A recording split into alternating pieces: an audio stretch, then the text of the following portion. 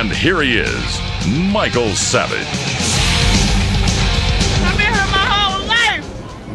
I ain't never had to go through nothing like this. Don't none of y'all know me, but I don't do nothing to nobody. Anybody say so, they a lie. They a damn lie.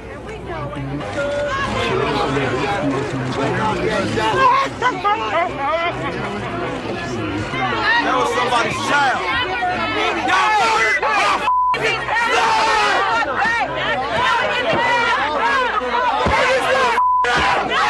I think that it was irresponsible. I think that it was unnecessarily provocative.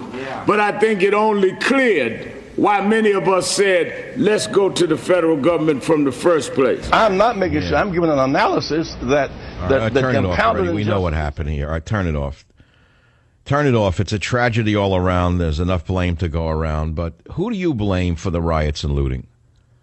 Who do you blame for the riots and looting?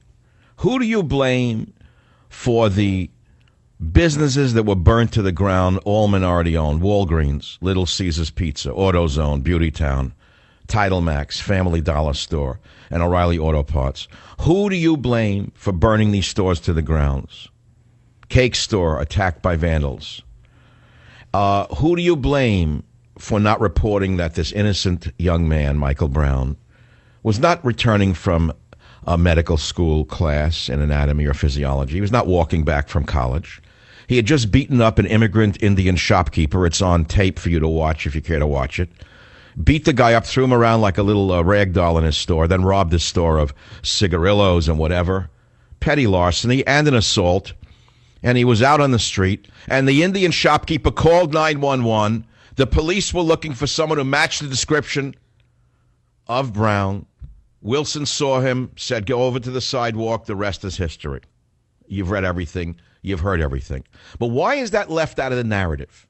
That this kid was not coming from medical school, from an anatomy lab. That he was just they made it sound like an innocent black guy was walking around and a white guy looked for him and hunted him down and shot him. That's Al Sharpton. That's Jesse Jackson. That's Eric Holder. That's Barack Obama. That was their narrative from day one, damn it. This is not an easy show for me to do, but I'll tell you where the blame lies. It lies in the White House. The Obama machine laid the groundwork for Ferguson from the get-go, from the day they seized power, from the day they were foisted upon us. They've been dividing and turning us against each other. And all they've ever done is talk about racial enmity in this country. They have set racial relations back 50 years in this country. They have set it back. Every speech that they have given, Michelle Obama included, you say, where am I coming from? I'll read you what she said last June at a college, at a high school to high school graduates. Here's Michelle Obama, the First Lady, and I asked, is she trying to agitate these children? Stir them up to do what? And I put it in my book called Stop the Coming Civil War because I saw what they were doing. Let me read what she said to these children in a minority school.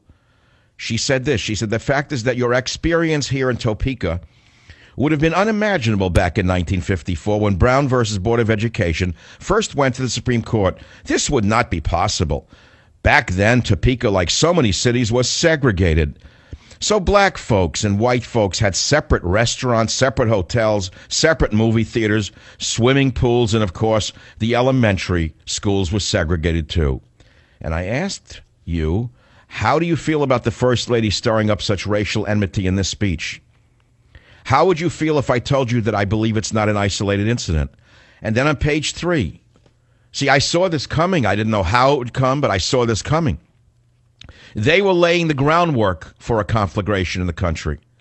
And then I quote Attorney General Eric Holder in his graduation speech. You want to hear what he said?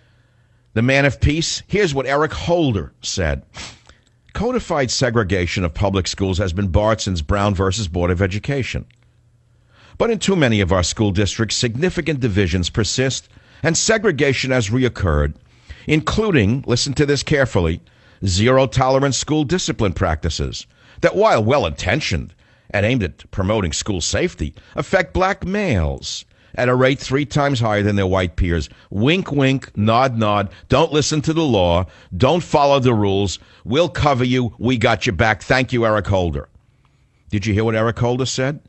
He told his audience that black males are targeted not because they cause more disruption and violence in the classroom, but because they're black. Do you understand what I'm trying to tell you? They have a narrative. I saw this coming from the get-go, from day one. My first chapter in Stop the Coming Civil War is called Graduating to Treason, ? Graduating to treason. And as far as I'm concerned, this entire administration is responsible. From